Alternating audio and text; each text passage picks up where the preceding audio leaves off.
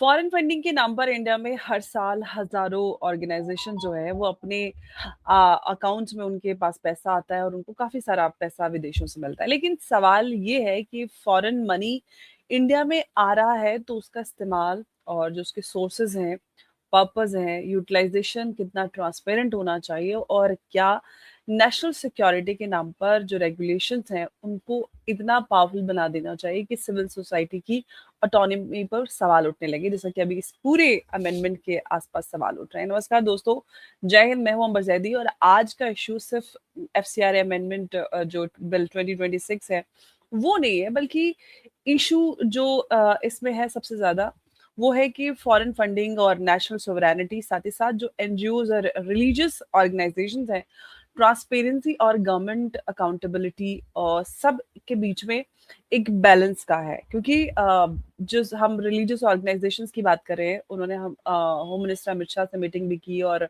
JPC में इस amendment bill को ले जाने की बात भी कही है। और जेपीसी में जाने का मतलब हम जानते हैं कि इसको ठंडे बस्ते में डाल देना। लेकिन ऑफ कोर्स अमित शाह जी को हम जानते हैं और अगर वो किसी भी मुद्दे पर इस तरह से काम कर रहे हैं तो उसके पीछे एक स्ट्रॉन्ग वजह होती है।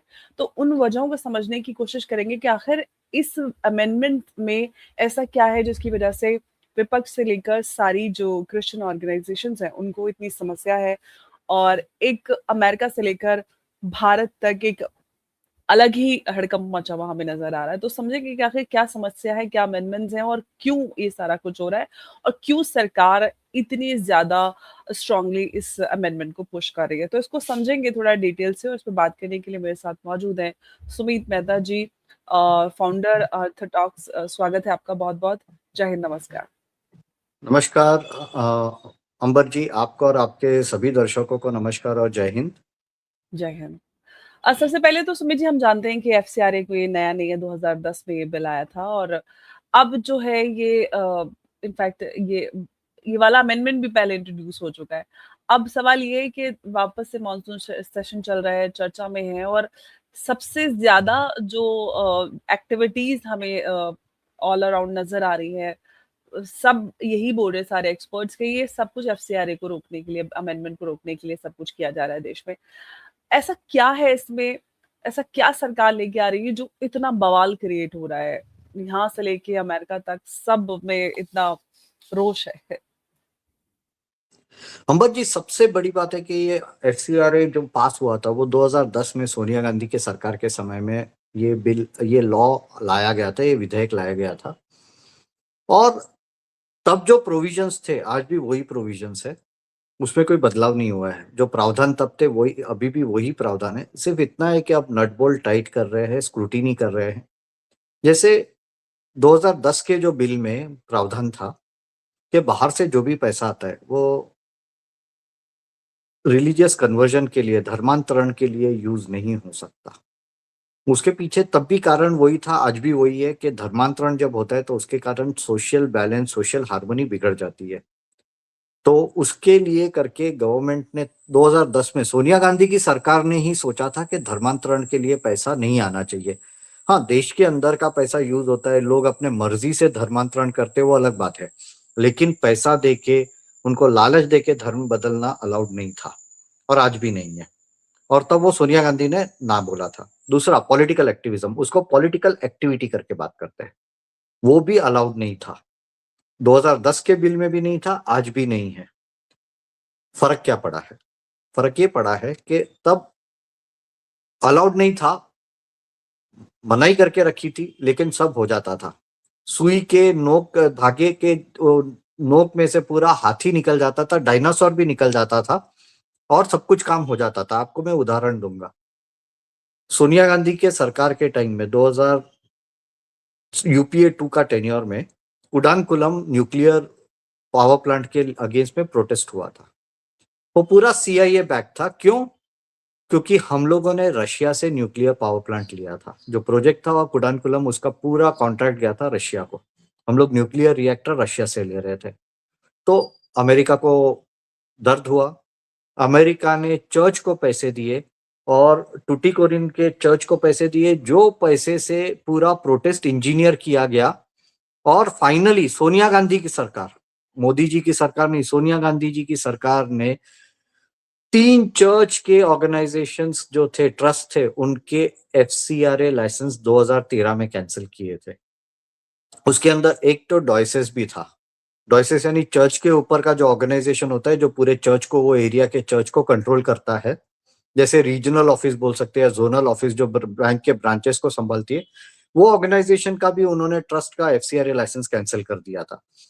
तो ये तब हुआ है, ऐसा नहीं है कि ये नहीं हुआ है। पॉलिटिकल एक्टिविटी हुई है, चर्च में से पैसा आ रहा था फॉर रिलीजियस कन्वर्जन, तो ये सब पहले चल रहा था। तो अमित शाह जी ने इतने सालों से एज अ गृह मंत्री ये सब ऑब्जर्व किया और फाइनली उन्होंने रोक लगाने का काम चालू कर दिया है।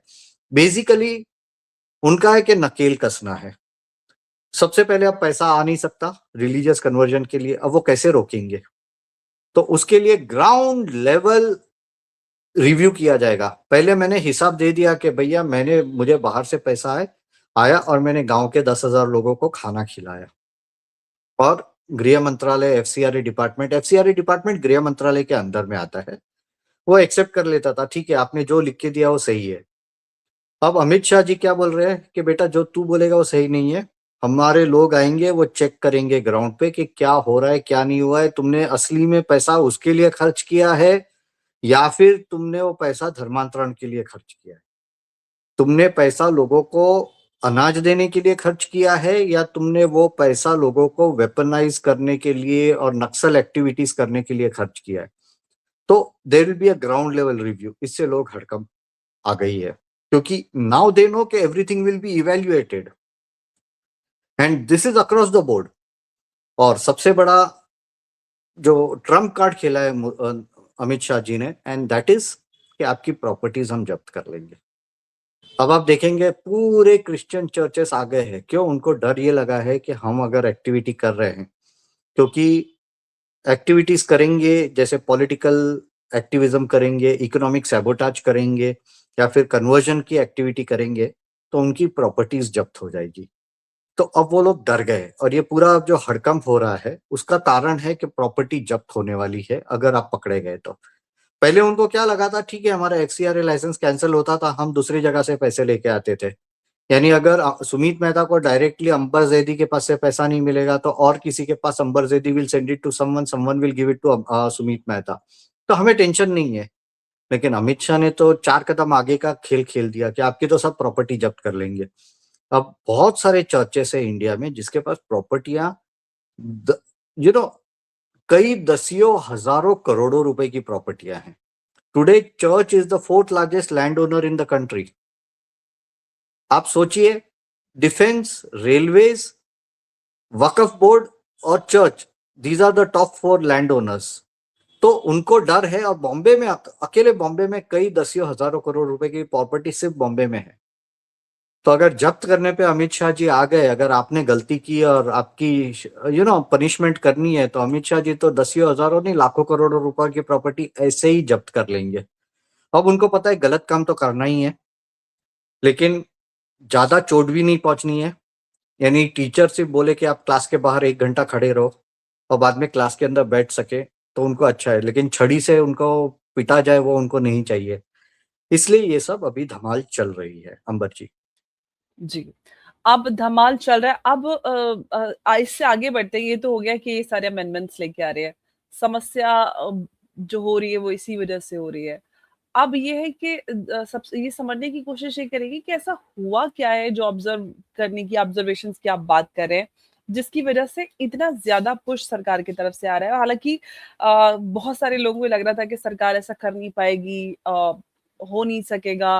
लेकिन अब तो ऐसा लग रहा है कि एफसीआरए तो आके रहेगा ही रहेगा, चाहे कोई भी सीजेपी आ जाए, आंदोलन हो जाए, लेकिन एफसीआरए आएगा ही आएगा। नहीं, एफसीआर आना भी चाहिए और मैं इस पे अमित शाह जी का, भारत सरकार का, नरेंद्र मोदी जी का समर्थन करता हूँ। And I can explain point by point के क्यों ये करना बहुत जरूरी है। आपको मैं कई एग्जांपल्स दूंगा। नर्मदा बचाओ आंदोलन, मेधा पाटकर, उसके अंदर बाहर से चर्च का भी फंडिंग आया था। उन लोग का था कि डेवलपमेंटल एक्टिविटी ना हो सके। अब मैं ये पूरा है ना 3 सेगमेंट्स में मैं बांटूंगा, कहाँ कहाँ पैसा किस तरह से आया था। तो पहला मैं इकोनॉमिक एंड डेवलपमेंटल सैबोटेज पे बात करूंगा, जिसमें जी। मेधा पाटकर का नर्मदा बचाओ आंदोलन। मैं मेरे ही शहर में बंबई में यहाँ सेव आरे प्रोटेस्ट हुआ था मेट्रो को रोकने के लिए। मेट्रो को क्यों रोकना था? क्योंकि मेट्रो में जापानीज फंडिंग आ रहा था, और अगर प्रोजेक्ट अटक जाता है तो इंटरनेशनल फोरम्स में भारत की किरकिरी हो, मोदी जी की किरकिरी हो, और बाहर से पैसा ना हो भारत के विकास के लिए आए, भारत के विकास के लिए। क्यों? क्योंकि बाहर ये जापान में भी लोगों को प्रॉब्लम हो गया था। मेरे पास जानकार सूत्रों से पता है कि जापानीज गवर्नमेंट ने भी बोला था ये क्या बकवास चल रही है। जापान के एक सीनियर डिप्लोमेट इंडिया आए थे और उन्होंने भी इसके बारे में बोला कि आप ये सब क्या कर रहे हो। I don't want to use the exact word because they were very angry. उन लोग काफी गुस्सा हो गए थे कि भारत में क्या चल रहा है। ये पूरा इंजीनियर था जिससे अपना भारत का और जापान के संबंध जो है वो बिगड़े, और भारत में जापान पैसा ना दे विकास करने के, डेवलपमेंट के लिए। और ये सिर्फ उसके लिए नहीं है, कल सुबह हम लोग वर्ल्ड बैंक के पास जाएंगे, मल्टी स्टेट डेवलपमेंटल प्रोजेक्ट होगा। या फिर हम लोग कोई दूसरे देश जैसे जर्मनी है, वहां KfW करके एक फंड है, उसके पास जाते हैं कि हमें डेवलपमेंट के लिए पैसा चाहिए, infrastructure development, industrial development, multi state project होंगे या सेम स्टेट का भी होगा। उन लोग बोलेंगे तुम्हारे यहाँ पॉलिटिकल अनसर्टेनिटी है, दूसरी गवर्नमेंट आएगी तो रोकेगी। ऑफकोर्स इसके अंदर शिवसेना का भी हाथ था, डेफिनेटली 200%। अब उसके साथ में विदेशी ताकतों ने क्या हिसाब रखा होगा, क्या लेन देन होगी, वो तो हमें पता नहीं है, लेकिन इसके अंदर भी चर्च का इन्वॉल्वमेंट था। बॉम्बे कैथलिक सभा इन्वॉल्व हो गया था कि हम आर्य डेवलपमेंट का प्रोटेस्ट कर रहे हैं। मेट्रो, आपको क्या फर्क पड़ रहा है? आप अपना धर्म का एक्टिविटीज कीजिए। और उसके अंदर मजे की बात, बैंड्रा में एक स्कूल है, वो स्कूल में पेरेंट्स के पास एक कॉन्वेंट स्कूल है, मिशनरी स्कूल है, उसमें पेरेंट्स से बलजबरी चंदा वसूला गया कि आप बच्चों को बोला गया कि तुम्हारे पेरेंट्स को बोला इतना पैसा देना ही है। फिर बकायदा सिर्फ एक ही न्यूज़पेपर में छपा ये आर्टिकल, मुंबई मिरर में ये आर्टिकल छपा है। आपके दर्शक गूगल कर सकते हैं, उनको ये आर्टिकल भी मिलेगा जिसमें उन्होंने, जर्नलिस्ट ने लिखा है कि इस तरह से किया गया है। और सोचिए कितना स्ट्रॉन्ग जर्नलिज्म था कि वो आर्टिकल तोड़ भी नहीं सके, उन लोग निकाल भी नहीं सके हैं।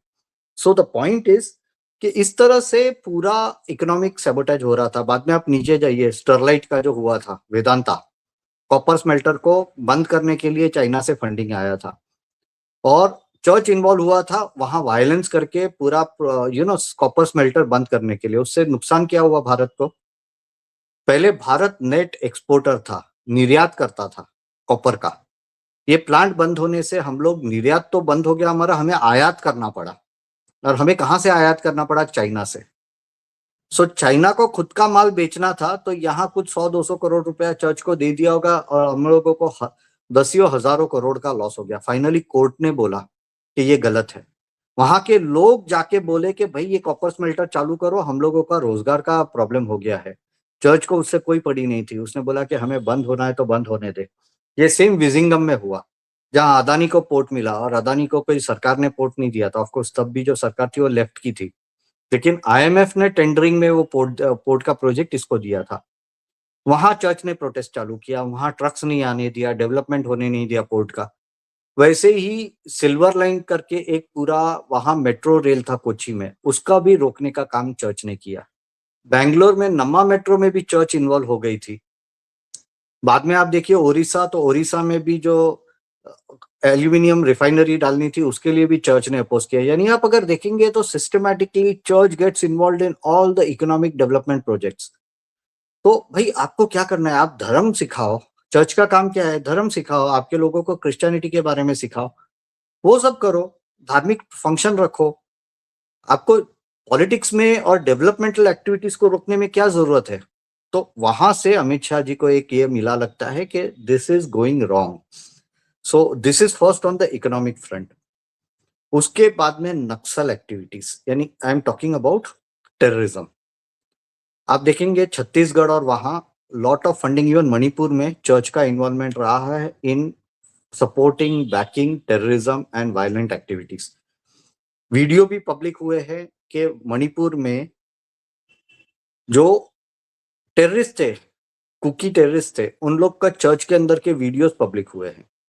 उन लोगों को वहां ट्रेनिंग मिल रहा था, पता नहीं किस तरह से चर्च का उनके साथ पैसे का लेन देन था, उसको कितना आया, ये इन्वेस्टिगेशन होना चाहिए, हर एक चर्च का होना चाहिए जो वो एरिया में है।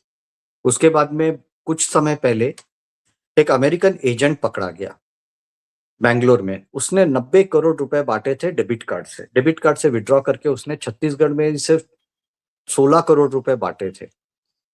यानी ये तो बराबर, यानी डॉलर में भी नहीं, हम यहाँ रोकड़े ही बांट रहे हैं। तो चर्च का वैसा भी इन्वॉल्वमेंट है। तो क्या क्या चल रहा है, अमित शाह जी ने इसका भी संज्ञान लिया लगता है। So we have covered economic sabotage and then we have covered terrorism. अब तीसरा है पॉलिटिकल एक्टिविटी। पॉलिटिकल एक्टिविटी जिस तरह से हो रही है, the thing is you can not allow. इसके अंदर मैं चर्च के बारे में नहीं बोलूंगा क्योंकि चर्च का डायरेक्ट लिंक्स अभी तक प्रूव नहीं हुए हैं, जैसे कि पहले 2 केस में प्रूव हुए और मैंने बताया है। लेकिन पॉलिटिकल एक्टिविटी के लिए बाहर से पैसा नहीं आ सकता। ये प्रावधान भी 2010 से था, सोनिया गांधी की सरकार के टाइम से था कि आपको और मुझे अगर कुछ प्रॉब्लम है गवर्नमेंट से, हम लोग यहाँ बैठ सकते हैं, जंतर मंतर पे प्रोटेस्ट कर सकते हैं। फिर वो पेपर लीक हो, मोदी जी की दाढ़ी के बारे में प्रॉब्लम हो, अमित शाह जी के बारे में प्रॉब्लम है, अमित शाह जी के बाल नहीं है, वो प्रॉब्लम हो तो भी हम जंतर मंतर पे बैठ सकते हैं। मोदी जी मित्रों करके बोलने के बदले फ्रेंड्स बोलने लगे तो हम उस पे भी हम जंतर मंतर पे धरना कर सकते हैं। लेकिन हमें बाहर से पैसा नहीं ले सकते, दैट इज वेरी क्लियर। और वो भी है, आई कांट टेक नेम्स क्योंकि अगर मैं नाम लूंगा तो बहुत ही बड़े बड़े लोग हैं, उन लोग नोटिस ठोकेंगे तो मुझे लाखों रुपए का खर्चा हो जाएगा और उन लोग मुफ्त में जा सकते हैं सुप्रीम कोर्ट में लड़ने के लिए।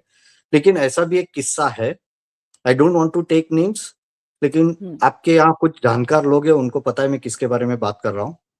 एक बहुत ही बड़ी व्यक्ति है, सुप्रीम कोर्ट तक कनेक्शंस है, उसके पास 6 अकाउंट्स थे। 6 अकाउंट्स थे जिसमें बाहर से पैसा आ रहा था। उसने एमएचए को सिर्फ एक अकाउंट ही दिखाया था कि मेरे पास एक अकाउंट में पैसा है, उसका पैसा वो समाज सेवा के लिए यूज करते थे। फिर जब पता चला अमित शाह जी को और ईडी को और एफसीआरए को, तो वहां रेड गिरी और दूसरे 5 अकाउंट पकड़े गए जिसमें रफली 36 करोड़ रुपए मिले, कि बाहर से 36 करोड़ रुपए आए थे यहाँ कुछ पॉलिटिकल एक्टिविटी करने के लिए। तो उसका एफसीआरए लाइसेंस रद्द कर दिया गया। अब मजे की बात सुनिए, उसने क्या किया मालूम है? दूसरा एक एनजीओ है उसको पकड़ा, उसके जो की ऑफिशियल्स थे वो दूसरे एनजीओ में एम्प्लॉयज और कंसल्टेंट बन गए और अब वहां से वही धंधे कर रहे हैं उन लोग। तो अमित शाह जी के पास ये इंफॉर्मेशन भी गई लगती है, यानी लगती है नहीं, यानी डेफिनेटली गई है। अगर मेरे पास ये इंफॉर्मेशन आ गई है और अमित शाह के पास नहीं है, ऐसा तो पॉसिबल नहीं होता है। उनके पास मेरे से 10,000, 1 लाख या करोड़ गुना ज्यादा इंफॉर्मेशन होगी। तो अमित शाह जी को ये भी नहीं चाहिए। मैं और आप कर सकते हैं, आपको सुमित मेहता बात कर रहा है वो पसंद नहीं आता, आप जंतर मंतर पे धरना कीजिए कि अमित शाह जी सुमित मेहता को अरेस्ट कर लो, बकवास करता है, आपके पास पूरा हक है। लेकिन आपको अगर सीआईए पैसा दे रहा है कि सुमित मेहता का मुंह बंद करो, उसके लिए आपको हक नहीं है।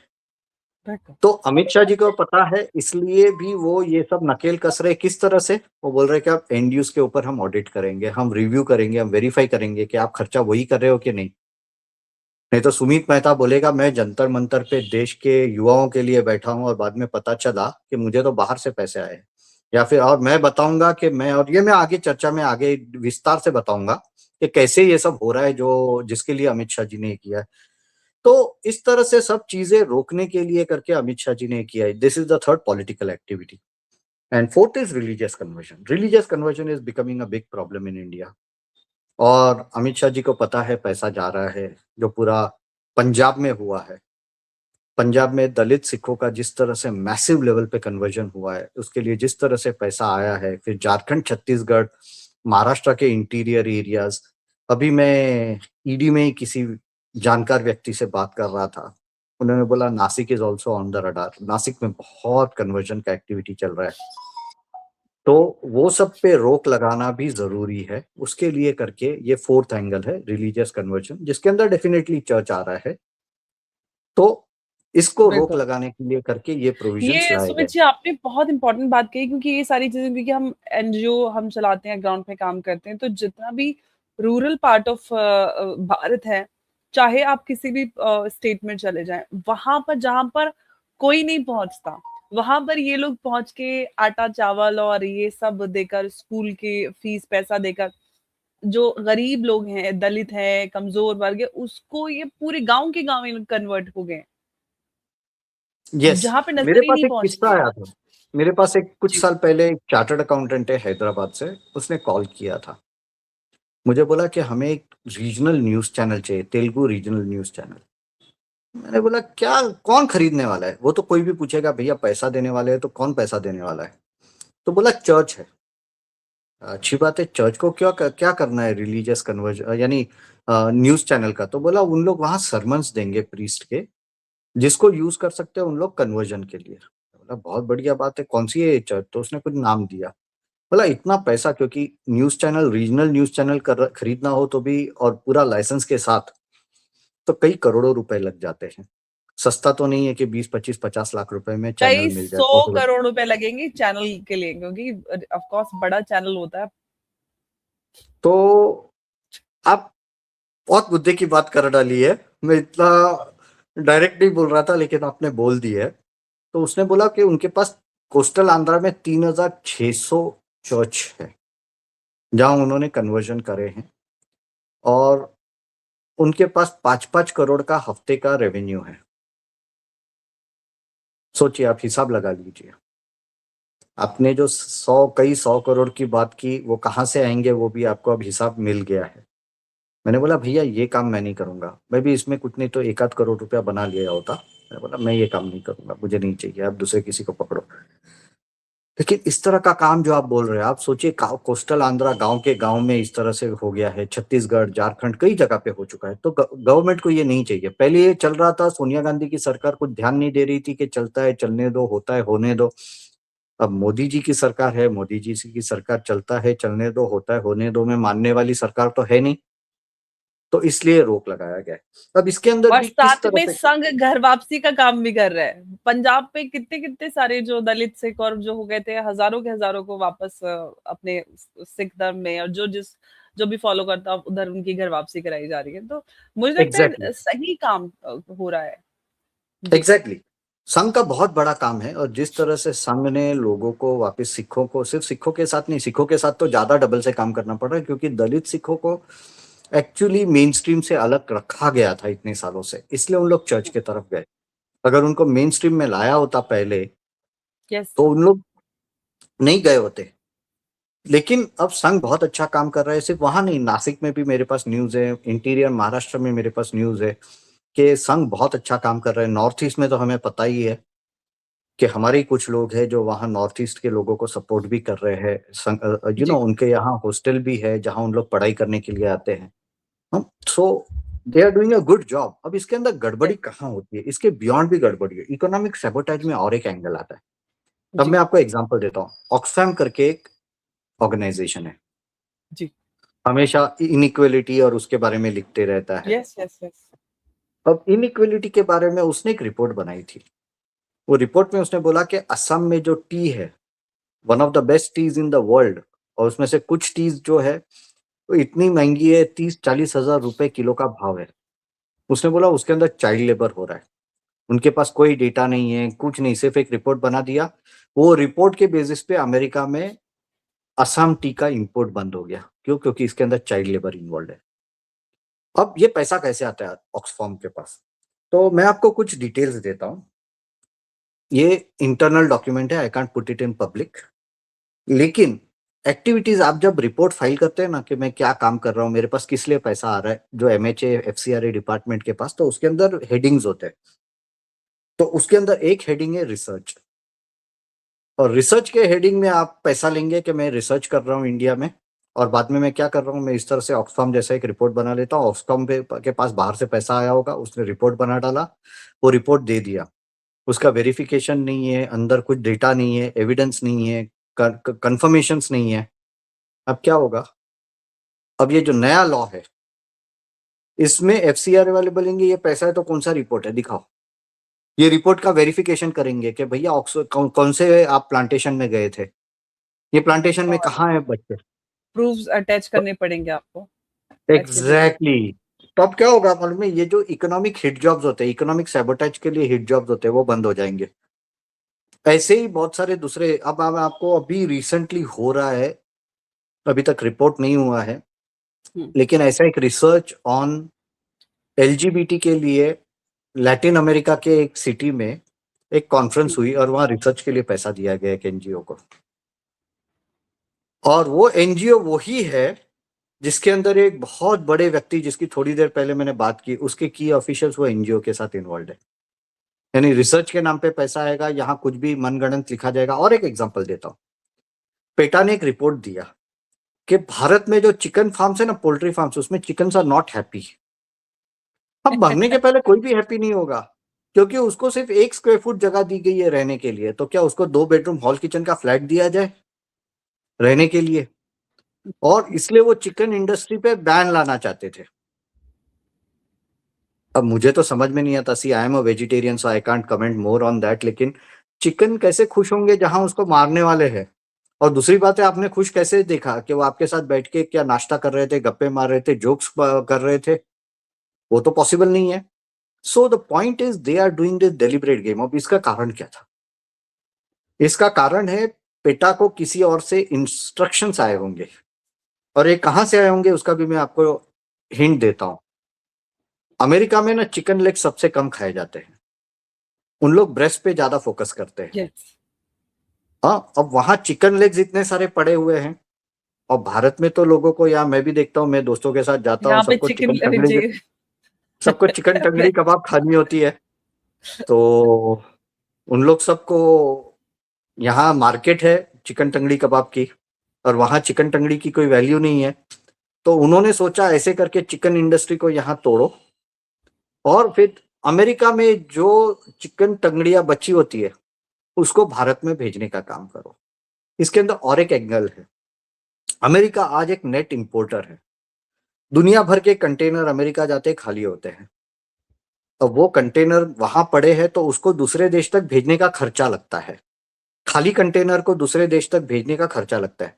तो अमेरिका ने सोचा वो खर्चा करने के बदले हमारी चिकन टंगड़ी भी निकल जाएगी और वो कंटेनर भी निकल जाएंगे, और फिर कहाँ जाएंगे? भारत में जाएंगे। तो पेटा को इंस्पिरेशन दिया गया होगा, या डायरेक्शंस, ऑर्डर्स जो भी हो, कि भैया आप चिकन के। पेटा में तो जितने भी एक्टिविस्ट सो कॉल्ड जुड़े हुए वो सारे के सारे नकली है। दिया मिर्जा का आपको याद होगा, वैसे तो पेटा की एक्टिविस्ट है, और व्लॉग में वो बिरयानी बनाते हुए नजर आ रही थी। नहीं, सही बात है। मटन वो बिरयानी। पनीर बिरयानी बना रही होगी, या आलू बिरयानी भी बना नहीं नहीं, सकती है, ऐसा प्रॉपर तो नहीं। मीट उस बास्केट में वॉश हो रहा है, सारा कुछ पूरा किचन में व्लॉगिंग हो रही है, सारा कुछ नजर आ रहा है। मतलब ट्रोल हो गई थी वो जबरदस्त। हाँ, तो वही तो प्रॉब्लम है। अब ये पेटा का एग्जांपल, पेटा और एक मस्ती करता है। यहाँ रक्षाबंधन के वक्त बोलता है कि राखी चमड़े से बनती है, गाय के चमड़े से। भैया आपको कभी पता है राखी तो कब बांधी धागे है से कभी? बनती है? देखा, छू के देखा आपने कभी राखी? Exactly exactly. तो ये सब के लिए बाहर से, क्योंकि भारत की संस्कृति के ऊपर अटैक करो, जो यस। यंगस्टर्स है उसको इन्फ्लुएंस करो, तो ये सब के लिए तो इस तरह से एनजीओ गड़बड़ी करते हैं। अब मैं आपको और थोड़ा डिटेल में बताता हूँ। इनके पास पैसा आता है, क्यों इन लोग हड़बड़ा, इनके पास और पैसा आता है। जैसे welfare of children, this a heading, आपको ये हेडिंग के अंदर में रिपोर्ट करना पड़ता है। अब वो वेलफेयर ऑफ चिल्ड्रन के नाम पे बच्चों को आतंकवाद का ट्रेनिंग देंगे, वो सब भी होगा। अब जब वेरिफिकेशन होगा तो पता चलेगा कि भैया आप उसको एबीसीडी नहीं सिखा रहे हो, आप उसको A for atomic bomb and B for blast सिखा रहे हो, हाँ, या सी फॉर कन्वर्जन सिखा रहे हो, और डी फॉर डिस्ट्रक्शन सिखा रहे हो। तो वो सब भी आ जाएगा। उसके बाद में एक बहुत बड़ा एंगल है, that is establishment of corpus corpus fund. यानी बहुत बार कुछ लोग हैं जिसकी कोई बेसिस ही नहीं है। मुझे रातों रात अमेरिका से इंडिया भेजा गया और बोला अब तू यहाँ एनजीओ चालू करेगा। मैं बोलूं मैं तो नल्ला हूं, मेरे पास तो कुछ पैसे नहीं है। तो बोला टेंशन मत ले, मैं ही पैसे दूंगा। तो कॉर्पस फंड का पैसा भी अमेरिका से आएगा। ओके। यानी आप सोच लीजिए, अब मुझे नाम नहीं लेना है, लेकिन अभी कोई एक महाशय अमेरिका से आए, अब जी वहां बिल्कुल, वो तो जो सबको पता ही है। अभिजीत डिपके, अब हम लोगों ने ऑडिट करना चाहिए। मैं तो डिमांड कर रहा हूं आपके शो पे, अभिजीत डिपके जब कॉकरोच जनता पार्टी सेटअप करे तो अंदर किसने पैसा डाला है उसका भी ऑडिट करो, और उसका भी प्रोविजन है, क्योंकि ये प्रावधान है रूल्स में, एफसीआरए रूल्स में। अगर मेरे पास बाहर से पैसा आता है पॉलिटिकल पर्पस के लिए और मैं आपको डोनेट करता हूं, तो मुझे वो भी एमएचए को रिपोर्ट करना पड़ेगा, एफसीआरए डिवीजन को।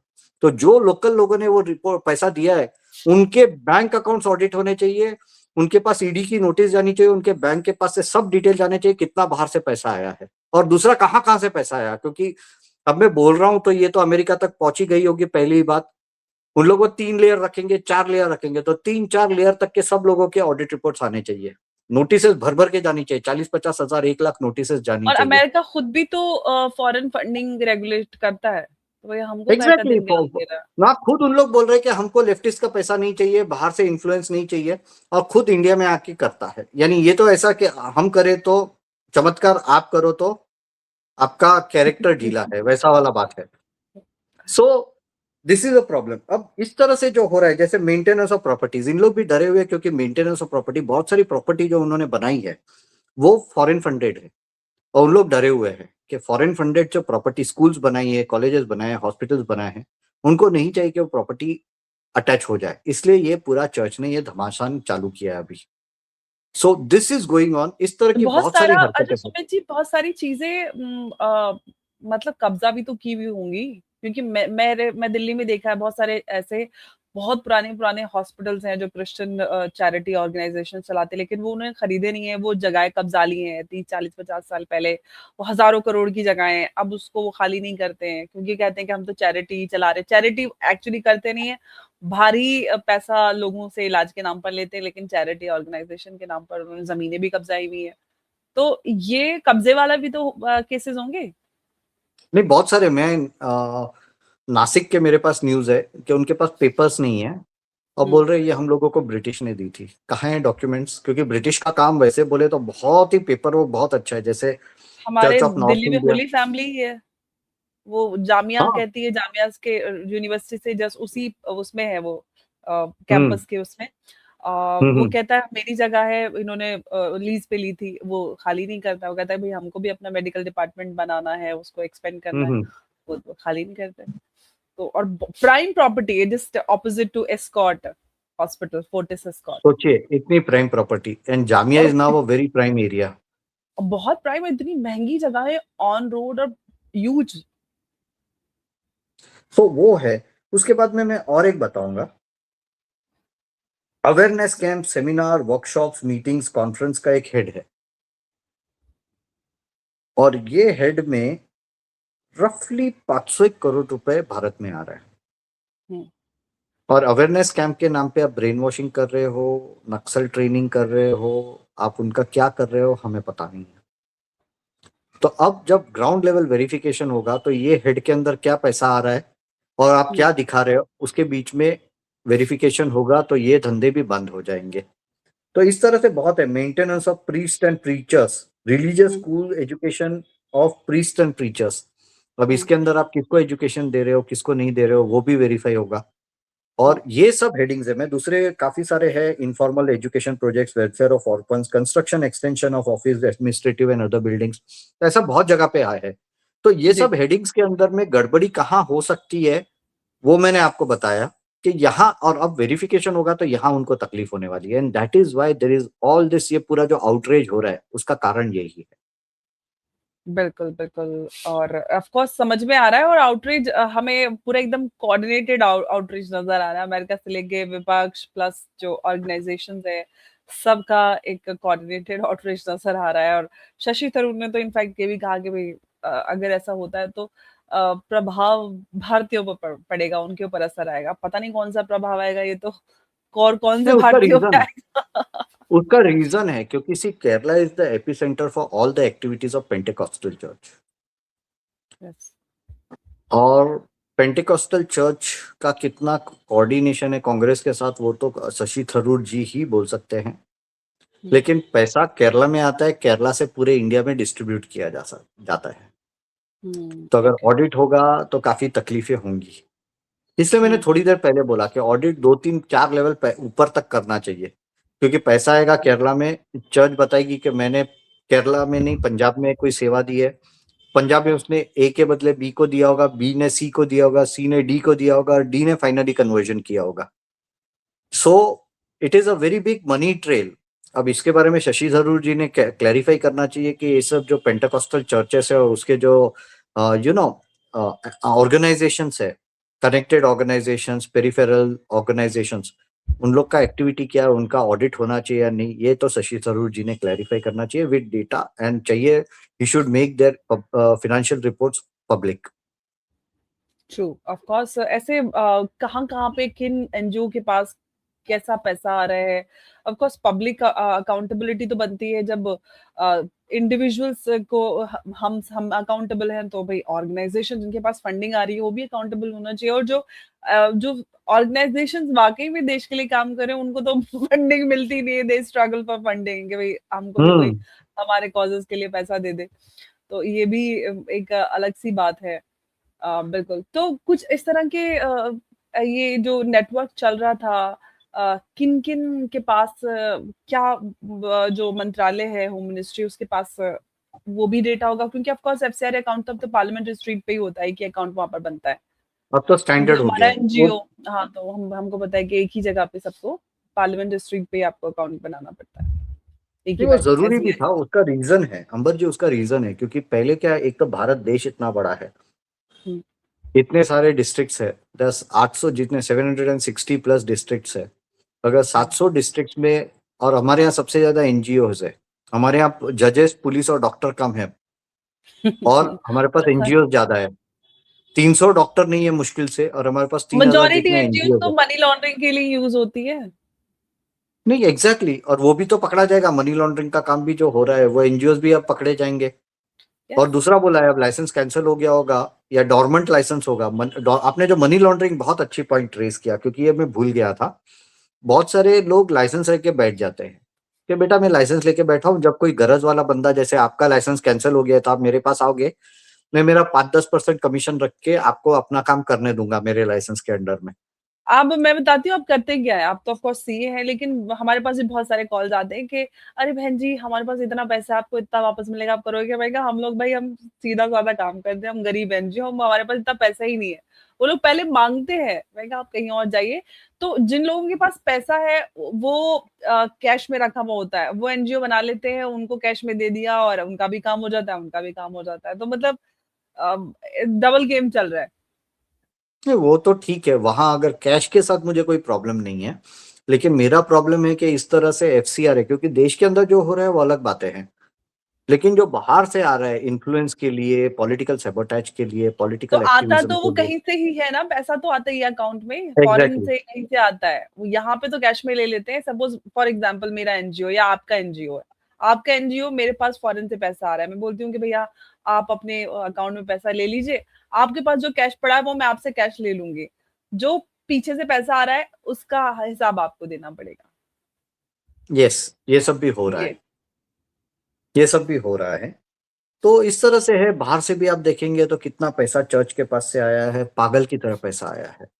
तो उनको इतना क्या इंटरेस्ट है, तो इसलिए चर्च ज्यादा भड़का हुआ है, क्योंकि अगर आप डिटेल्स देखेंगे, टॉप हुँ, लेंडर्स, टॉप हुँ। डोनर्स में कंपैशन इंटरनेशनल करके एक ऑर्गेनाइजेशन है, जी, यूनाइटेड आपने स्टेट वो का। लिस्ट शेयर की थी, अगर आप बोलें तो मैं उसको स्क्रीन पे ऐड ये कर सकती प्लीज आप डाल दीजिए, मेरे चेहरे से ज्यादा ये डेटा में इंपॉर्टेंस है। हूँ।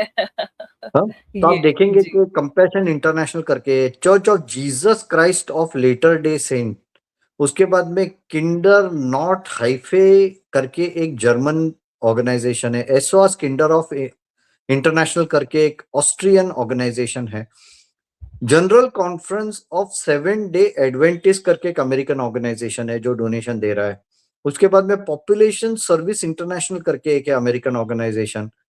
ओके, तो आप देखिए, एक्शन एड है, एक्शन एड ने भी काफी गड़बड़ी की है इंडिया में।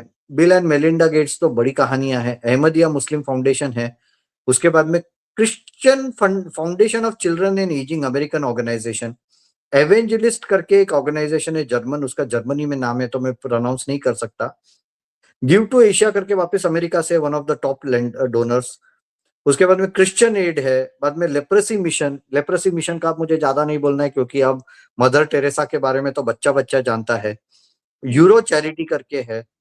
तो इस तरह से इतने सारे ऑर्गेनाइजेशंस को क्या जरूरत पड़ा है इंडिया में इतना कुछ करने के लिए? अमेरिका में खुद के यहाँ भी गरीबी है, उन लोगों को क्या इतना प्रॉब्लम है कि उन लोग इंडिया में ये सब वहाँ कर पे रहे हैं? गरीबी, नशा, चोरी, होमलेसनेस क्या कुछ नहीं है, लेकिन वो अपना सारा फसाड ऐसे क्रिएट करते हैं जैसे कि वो परफेक्ट वर्ल्ड में रह रहे हैं, वहाँ पे ना कोई इश्यू है, ना गरीबी, ना महँगाई, ना बेरोज़गारी, क्योंकि अपना तो सारा कुछ मीडिया सब कुछ कंट्रोल होता है। सारा कुछ हम्म, यहीं पे फज़ीयत सारी यहीं पे करनी होती है, क्योंकि सारा कुछ तो एग्जैक्टली यहीं exactly. यहीं से चलाना होता तो है। इसलिए तो अमेरिका भौखला गया है। अभी भी अमेरिकन वो राइली करके जो उसका यस, सेनेटर है, उसको ट्वीट, राइली मूर उसने वर्जीनिया इतना का। लिखा और हम लोग अब जब डेटा देखते तो देखते कि भैया अमेरिका से ही पैसा आ रहा है इतना सारा, ये तो बकायदा अमेरिका से डायरेक्टली आया हुआ है। सीआईए जो पैसा अलग से भेजता है स्कैंडिनेवियन चर्चेस के थ्रू, जर्मन चर्चेस के थ्रू, वो तो अलग है। वो तो बकायदा इतने टॉप में आ भी नहीं रहा है। यानी अमेरिका को कितना तकलीफ हो गया, and how America is using the church and Christianity to run its projects in India. That is a very serious case. बिल्कुल, बिल्कुल। तो ये कितना अहम हो जाता है अगर हम राष्ट्रीय सुरक्षा नेशनल सिक्योरिटी के अगर हम पॉइंट ऑफ व्यू से देखते हैं और वैसे भी when it comes to national security उसके ऊपर तो कुछ है ही नहीं। तो हम सबको जो लोग इतने ज़्यादा कहीं न कहीं बहुत ज़्यादा गुस्से में हैं कि अरे सरकार ने एनजीओज़ बंद कर दी, कितनी फंडिंग बंद कर दी, बहुत सारे लोगों को बड़ी सारी शिकायतें होती हैं। लेकिन उसके पीछे क्योंकि उनको ऑफ कोर्स जो पीछे चल रहा होता है वो आम आदमी को पता नहीं होता। लोगों तक वो बातें भी पहुँचाना बहुत ज़रूरी है, इसीलिए हम इस चर्चा को करें ताकि जो आम लोग हैं उनको ये बात समझ में आए कि सोशल वर्क के नाम पर भारत में क्या कुछ चलता आया है और उसको समझने की ज़रूरत है। और आज सरकार जो ये अमेंडमेंट लेकर आ रही है, उसका उद्देश्य यही है कि देश में किसी भी तरह से चाहे भारत को पॉलिटिकली वीक करने की कोशिश हो, इकोनॉमिकली हो या फिर जो सोशल फैब्रिक है इंडिया का, डेमोग्राफिक इम्बैलेंसेस भी अलग-अलग स्टेट्स में हमें नज़र आते हैं, तो बहुत सारे चैलेंजेज़ होते हैं जिसको काउंटर करना बहुत इम्पोर्टेंट है। बहुत-बहुत धन्यवाद सुमित जी इस चर्चा में हमारे साथ जुड़ने के लिए। आपने इतने डिटेल से ये सारा कुछ शेयर किया, सब कुछ समझाया उसके लिए बहुत धन्यवाद। नमस्कार, जय हिंद, जय भारत। धन्यवाद। आपका और आपके सभी दर्शकों को धन्यवाद। जय हिंद। जय